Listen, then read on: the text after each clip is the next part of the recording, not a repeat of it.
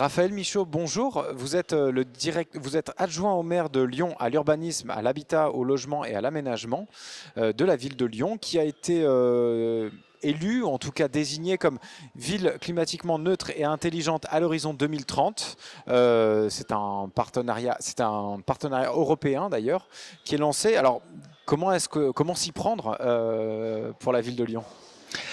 La ville de Lyon est très heureuse d'être choisie parmi les 100 villes climatiquement neutres dès l'horizon 2030. Et c'est une vraie adéquation et c'est une vraie synergie avec le projet et le plan de mandat que nous développons. En tant qu'adjoint au maire en charge de la ville abordable, bas carbone et désirable, j'ai vraiment à cœur de développer ces trois thématiques. Et c'est vraiment au cœur de ce projet de 100 villes climatiquement neutres dès 2030. Quelles sont ces trois thématiques alors? Alors, la ville abordable, c'est vraiment le souhait de répondre aux besoins de tous les Lyonnais, de pouvoir habiter en ville, particulièrement le besoin des familles.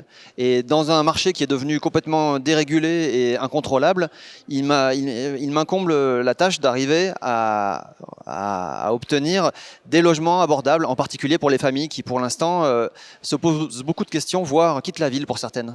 D'accord. Vous pouvez nous donner quelques exemples ou quelques lignes directrices de ce plan-là?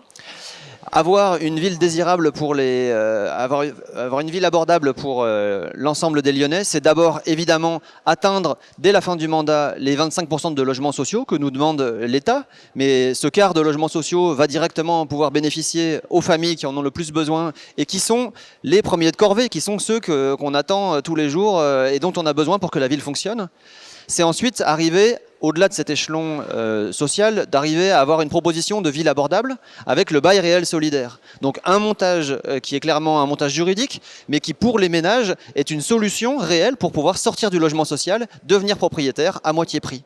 Et puis enfin, on a vraiment ce travail sur tout le reste de la ville, de s'assurer qu'on a bien une production de logements suffisante. Et ça, c'est ma vraie fierté, c'est de me dire qu'on a tenu les engagements du plan de relance, par exemple, de l'État, avec plus de 2900 logements construits sur les 12 derniers mois. Et donc, on a toujours une capacité de la ville à se réinventer et à offrir des solutions pour tous les Lyonnais et tous les budgets. Passons maintenant à l'échelle plutôt renaturation, transition écologique, c'est un sujet qui est fort, notamment pour votre municipalité. Par quoi est-ce que ça passe pour l'aménagement en ville ? La nature en ville, c'est pas uniquement la municipalité, c'est vraiment un souhait fondamental des habitants des cœurs de métropole. C'est où sont les îlots de fraîcheur, où sont les lieux où on peut se ressourcer, où sont les lieux apaisés.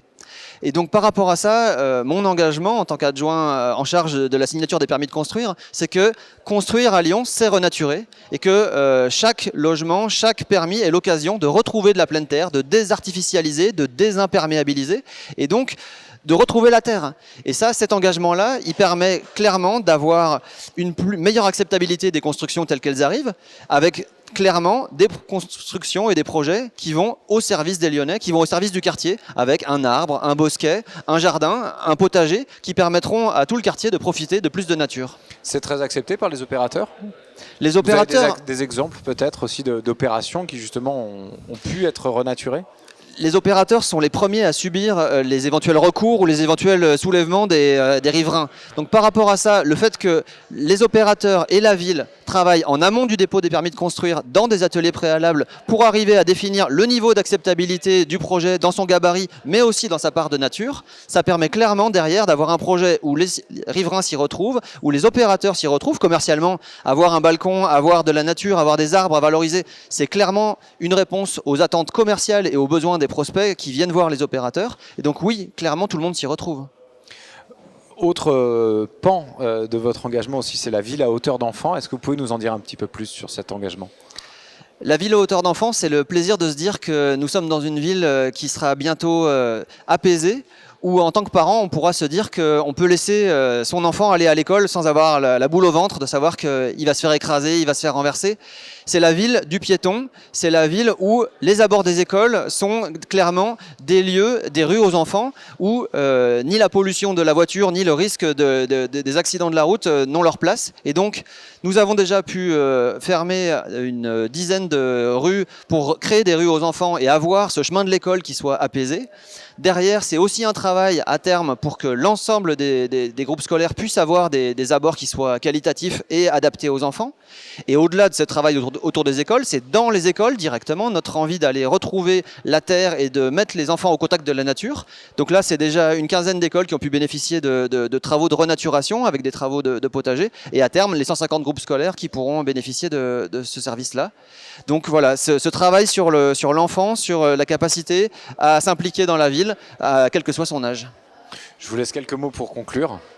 Je suis vraiment très, très ravi de voir que dans les projets urbains, la ville de Lyon et la métropole ont pu travailler à développer ces thématiques pour garder une ville qui soit abordable, bas carbone et désirable.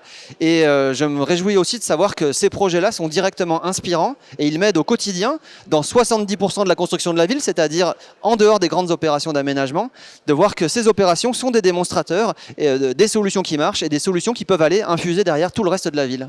D'accord. Raphaël Michaud, merci pour votre témoignage. Un grand merci.